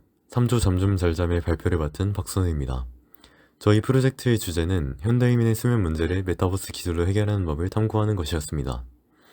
그 아이디어를 상상하는 과정은 문제 생각하기, 미래 상상하기, 주제 선정 및 공감하기 순으로 이루어졌습니다. 먼저 문제 생각하기입니다. 저희는 현대인의 일상에서 어떤 문제가 있을지 고민했고 건강, 쇼핑, 범죄, 학업 또는 일에서 주요한 문제가 나온다 생각했습니다. 다음으로 미래 상상하기입니다. 미래 상상하기에서는 AI와 메타버스 기술들이 발달하고 있는 것을 인지하고 미래의 발달할 기술을 이용한다면 앞선 문제들을 해결할 수 있을 것이라 생각했습니다. 주제 선정하기 그리고 공감하기에서는 앞서 말한 기술의 발전과 여러 요소를 고려했을 때 수면 문제를 주제로 선정하게 되었습니다. 그리고 문제의 원인을 알기 위해 수면에 대해 사람들이 어떻게 생각하고 있을지 여러 방법으로 알아보았습니다. 먼저 설문조사는 총 37명이 답변해 주었고 대부분이 20대 대학생이었습니다. 답변자의 절반 이상이 수면이 부족하다 느꼈고 20%는 수면제를 복용할 생각이 있다고 답변하였습니다. 실제로 수면제를 복용한 4명 중 1명은 부작용을 겪었다고 답변하였습니다. 두 번째로 더 깊은 이해를 위해 소수의 인원을 대상으로 인터뷰를 진행하였습니다. 8개의 질문을 통해 개인의 수면 습관 등에 대해 물었고 다음과 같은 답변이 있었습니다.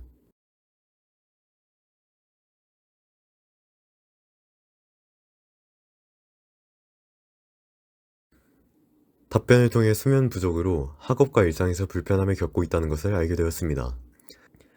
하지만 조사한 인원이 적었기 때문에 정말 다수의 사람들이 같은 문제를 겪고 있는지 통계를 찾아보니 대다수의 사람이 수면이 부족하다고 느낀다는 것을 확인할 수 있었습니다. 또한 조사를 통해 수면제가 지닌 위험성에 대해서도 알게 되었습니다. 따라서 이렇게 많은 사람들이 겪는 수면 문제를 메타버스를 활용해 해결하는 것으로 주제를 정하게 되었고 수렴적 사고와 프로젝트 방향성 정하기, 발산적 사고로 주제를 구체화시켰습니다. 수렴적 사고에서는 우리가 탐구하고 싶은 문제와 아이디어를 명확히 정리했습니다. 저희가 탐구하고 싶은 문제는 현대인의 수면시간 부족 문제였고 이를 해결하기 위해 제작하고 싶은 제품은 수면시간 증진 및 수면의 질 개선을 위한 제품이었습니다. 이제 저희는 수면 문제를 해결할 구체적인 방향성을 다음과 같이 정리했습니다. 수면의 양과 질을 개선하기 위해 생활 습관을 교정해주는 AI, 메타버스를 이용한 수면방, 핸드폰 사용을 제한하는 어플, 메타버스 속 명상 공간, 수면 분석 AI 등 여러 아이디어가 나왔고 그중 메타버스를 이용한 수면방을 채택했습니다. 다음으로 발산적 사고를 이용해 구체적인 초안을 만들었습니다. 시간 체감을 현실과 다르게 하여 단시간 수면으로도 장시간 수면의 효과를 얻을 수 있게 하고 여러 목적의 방을 만들어 수면의 질을 향상시키는 것을 목표로 하였습니다. 설문조사를 통해 어떤 방이 수면에 도움이 될지 알아봤고 이를 토대로 5개의 방을 만들었습니다. 수면에 도움이 되는 물품을 구매할 수 있는 쇼핑몰, 최적의 수면 환경을 조성하여 편안한 잠을 잘 수 있는 수면방, 다른 사용자와 교류할 수 있는 공유방, 수면 패턴을 알고 개선하기 도와주는 분석방, 꾸고 싶은 꿈을 선택할 수 있는 꿈 설정 방이 있습니다. 이 메타버스는 다음과 같은 이점을 가집니다. 마지막으로 아이디어를 구현하기 전 PMI 분석을 통해 프로젝트를 정리해보면 장점으론 충분한 수면, 스트레스 해소, 수면제 문제 해결 등이 있고 단점은 초기 비용이 비싸다는 점, 흥미로운 점은 시간 체감 조정과 다양한 환경 설정이 가능하다는 것입니다. 상상 실행하기에서는 이 아이디어를 바탕으로 구현된 프로토타입 영상을 보겠습니다.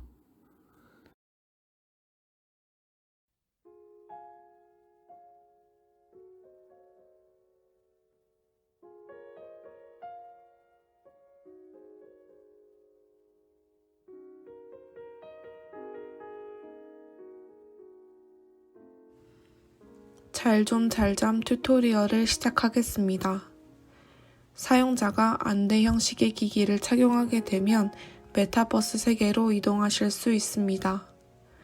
저희 메타버스는 수면의 질을 높이기 위한 목적으로 설계되었으며 이 목적을 실현하기 위해 쇼핑방, 수면방, 공유방, 분석방, 꿈 설정방을 배치하였습니다. 공유방입니다. 공유방은 나와 다른 사용자 간의 교류가 이루어지는 공간입니다. 자신의 수면의 질이 얼만큼 상승했는지, 어떠한 방법을 통해 그러한 성과를 이룰 수 있었는지에 대해 서로의 방을 구경하며 공유할 수 있습니다. 또한 이곳에서는 수면 대결 같은 이벤트를 진행합니다. 수면 대결에 참여하게 되면 일정 포인트를 획득할 수 있는데 이 포인트는 쇼핑방에서 사용이 가능합니다. 쇼핑방입니다. 쇼핑방은 베개, 안대, 침대와 같은 수면에 도움이 되는 다양한 물품을 체험하거나 구매할 수 있습니다. 구매는 수면 대결에서 획득한 포인트를 통해 가능하며 이곳에서 구매한 물품으로 자신의 방을 취향껏 꾸밀 수 있습니다. 수면방입니다. 온도, 습도, 빛, 소리 등을 조정해 자신에게 맞는 최적의 수면 환경을 조성할 수 있게 합니다. 예를 들어 잠을 자는 데에 있어 자연광이 필요한 사람들은 자연광을 설정해 방의 밝기를 약간 올려주거나 빛이 싫은 사람들은 암흑을 설정할 수 있습니다. 소리에 민감한 사람들은 수면 음악 등을 설정할 수 있고 또는 아예 음소거를 시킬 수 있습니다. 분석방입니다. AI가 사용자의 수면 영상을 통해 사용자의 수면 패턴을 분석합니다. 더 나아가 사용자가 어떠한 환경에서 어떠한 자세로 잠을 자야 더 나은 수면을 취할 수 있는지에 대해 여러 방안들을 추천할 수 있습니다. 또한 최적의 수면 패턴을 형성하기 위한 방으로 수면 악습관을 교정할 수 있습니다. 꿈 설정 방입니다. 사용자는 꿈을 꿀 것인지 꾸지 않을 것인지 선택합니다. 만약 꿈을 꾸는 것으로 설정했다면 오늘은 어떤 꿈을 꿀 것인지 자신의 기분과 상황에 맞게 고를 수 있습니다. 예를 들어 한 번도 가보지 못한 또는 가보지 못할 곳을 여행하는 꿈이나 맛있는 음식을 먹는 꿈, 부자가 되는 꿈, 친구들 또는 연인과 행복한 시간을 보내는 꿈 등을 선택할 수 있습니다. 사용자가 선택한 꿈은 잠을 잘 때 나타나게 됩니다. 이상으로 잘 잠 튜토리얼이 종료되었습니다. 사용자가 더 나은 수면을 취할 수 있길 바라겠습니다. 잘 보셨나요? 프로토타입을 통해 구체적인 실행 가능성을 보여드렸고, 저희는 이를 바탕으로 보안 및 기대점을 도출했습니다.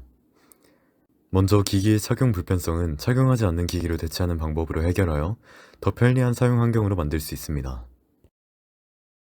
그리고 신체 피로도는 사용 일수를 제한하는 방법으로 해결할 수 있고, 이는 더 나은 개인 맞춤형 서비스로 이어집니다. 마지막으로 느낀 점과 팀별 성찰입니다. 저희 팀원들은 이 프로젝트를 통해 수면 문제를 더 잘 이해하고 메타버스를 활용한 해결책을 제시할 수 있다는 것에 큰 의미를 두었습니다. 비록 상상에 기반한 아이디어지만 언젠가 이 아이디어가 현실로 구현되기를 기대합니다. 이상 발표를 마치겠습니다. 감사합니다. 안녕하십니까. 한석 이마기난스 상상력 프로젝트 아이반 5조 발표를 맡은 황희재입니다. AI로 이어지는 유기동물의 두 번째 가족, 어도펫에 대해서 설명드리도록 하겠습니다. 우선 저희 팀을 소개합니다. 저희 팀은 4명으로 공감하기, 상상하기 파트를 모두 함께 진행하였고, 상상 실행하기에서 한채연님과 황유정님이 스토리보드 제작을, 홍지수님과 저 황희재가 프로토타입 제작을 맡아 진행하였습니다. 저희는 반려동물과 반려인간에 사용할 수 있는 플랫폼에 대한 프로젝트를 방향적으로 잡았습니다. 첫 번째로 상상 시작, 즉 공감하기를 통해 반려동물과 반려인들에게 필요한 것이 무엇인지를 파악하였습니다. 두 번째로 공감하기를 통해 알게 된 사람들의 선호나 요구사항을 해결할 기능에 대하여 아이디어를 제시했고, 다음으로 이를 구현했을 때 프로토타입을 제작하였습니다. 마지막으로 어도펫 프로젝트를 통해 기대할 수 있는 사회적 효과와 각 조원들이 프로젝트 진행을 통해 느낀 점을 소개하도록 하겠습니다. 저희는 코로나 시대로 인해 사람들이 집에 있는 시간이 늘어나면서 함께 시간을 보낼 수 있는 반려동물에 대한 수요가 많이 늘어났다는 것에 대해서 알았습니다. 그래서 반려동물의 수요가 늘어나면서 생기는 사회적 현상이나 반려동물을 키우는 사람들과 반려동물을 키우지 못하는 비반려인들의 니즈에 대해서 알아보기로 했습니다. 상상 시작하기입니다. 반려동물과 관련된 사회 현상에 대해 조사하고 설문조사를 통해 반려인과 비반려인의 니즈를 파악하였습니다. 또한 반려동물 관련 플랫폼을 개발하는 것이기 때문에 현재 어떤 반려동물 플랫폼들이 있는지에 대해 알아보고 이를 통해 얻을 수 있는 기대 효과가 무엇이 있을지에 대해서 생각해 보았습니다. 반려동물 관련 사회 현상에 대해 알아본 자료입니다.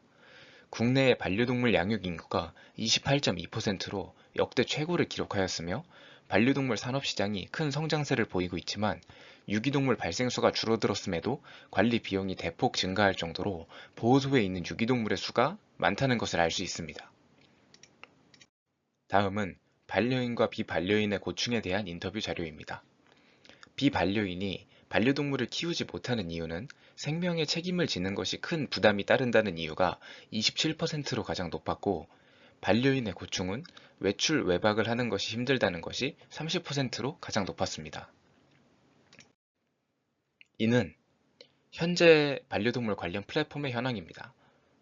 반려동물 용품 쇼핑과 반려동물의 건강을 확인하는 어플리케이션이 가장 많았으며, 펫시터와 유기동물 보호소 관련 어플도 존재했지만 다운로드 수와 어플리케이션 종류가 많지는 않았습니다. 기존 플랫폼에 대한 설문조사에는 대다수의 사람들이 반려동물 관련 어플을 따로 사용하지 않는 것으로 확인되었고, 급할 때 반려동물을 맡길 수 있는 어플이나 서로의 상황을 공유할 수 있는 반려동물 SNS가 더 있으면 좋을 것 같다는 의견이 존재했습니다. 또 다른 설문조사에는 유기동물 입양과 관련된 내용을 조사하였습니다. 저희는 이 부분에 집중하였는데, 반려동물을 입양할 생각이 있다고 답변한 사람이 저희의 예상보다 많았고, 유기동물 보호센터에 기부를 할 생각도 있다는 의견이 다수였습니다. 이를 보고 유기동물 보호소와 반려동물 수요층을 연결하면 좋을 것 같다는 아이디어가 나왔습니다. 유기동물과 반려동물 수요층을 연결할 수 있는 방법에는 어떤 것이 있을까요? 유기동물 입양 캠페인, 유기동물 홍보 SNS, 유기동물 경험 프로그램, 유기동물 매칭 어플 등이 이를 실현할 수 있을 것이라고 생각했고, 이 중 유기동물 경험 프로그램과 유기동물 매칭 어플을 연동하는 것이 가장 효과적일 것이라고 생각했습니다.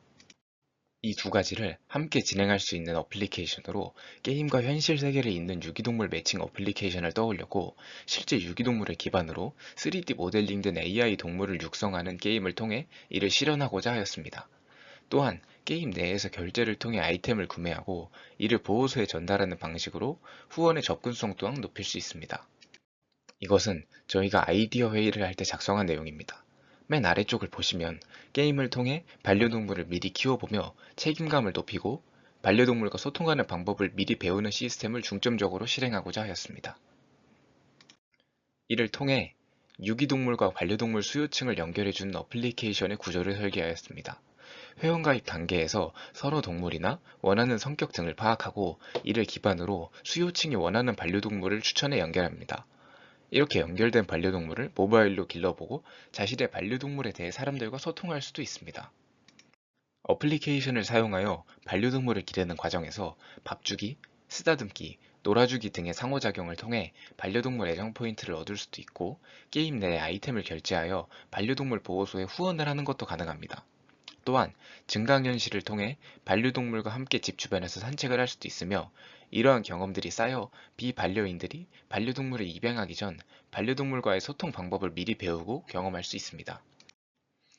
이 어플리케이션의 반려동물은 실제 유기동물을 기반으로 모델링한 것이기 때문에 이렇게 자신이 기르던 AI 반려동물과의 애정이 쌓여 입양을 하고 싶은 마음이 생긴다면 유기동물 보호소와 면담 후 본인이 기르던 AI 반려동물을 실제 반려동물로 집에 데려올 수도 있습니다. 다음은 저희의 유기동물 매칭 어플리케이션인 어도펫의 프로토타입입니다. 처음 어플리케이션을 실행하면 회원 가입창에서 본인이 원하는 종류의 반려동물과 선호하는 부분을 선택할 수 있습니다. 이를 기반으로 수요층의 니즈에 맞는 반려동물을 추천해 주어 자신과 잘 맞는 반려동물을 기를 수 있어 반려동물에 대한 애정이 높아지는 효과를 기대해 볼 수 있습니다. 이 화면은 어플리케이션을 통해 반려동물을 기르는 화면입니다. 인앱 결제를 통해 자신의 반려동물에게 아이템을 주고 보호소에 후원을 하는 것이 가능하며, 밥주기, 놀아주기, 산책하기 등의 상호작용을 통해 애정도를 높일 수도 있습니다. 또한 GPS와 증강현실을 통해 어플리케이션 안에 반려동물과 함께 산책을 할 수도 있고, 자신의 반려동물 사진을 사람들과 공유하는 것도 가능합니다. 다음은 지금까지 아이디어를 종합한 어도펫의 스토리보드입니다. 영상 확인하도록 하겠습니다.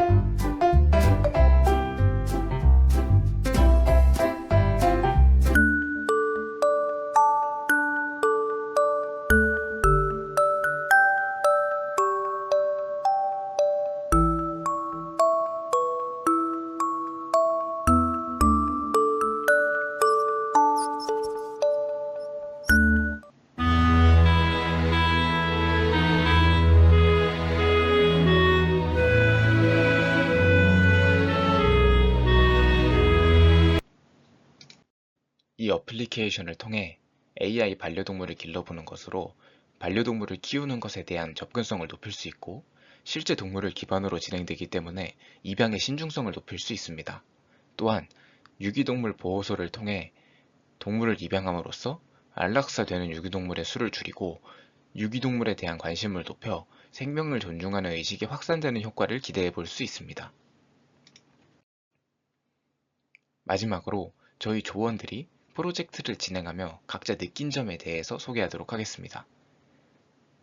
조원들이 각자 느낀 점에는 차이점이 있지만 4명 모두 공감하기와 상상하기가 프로젝트를 원활하게 진행하는 데 큰 도움을 주었고 유기동물과 관련한 문제를 해결하는 것이 보람찼다고 느꼈다는 공통점이 있습니다. 이것으로 한성 이마기난스 아이반 5조 발표를 마무리하도록 하겠습니다. 발표 들어주셔서 감사합니다.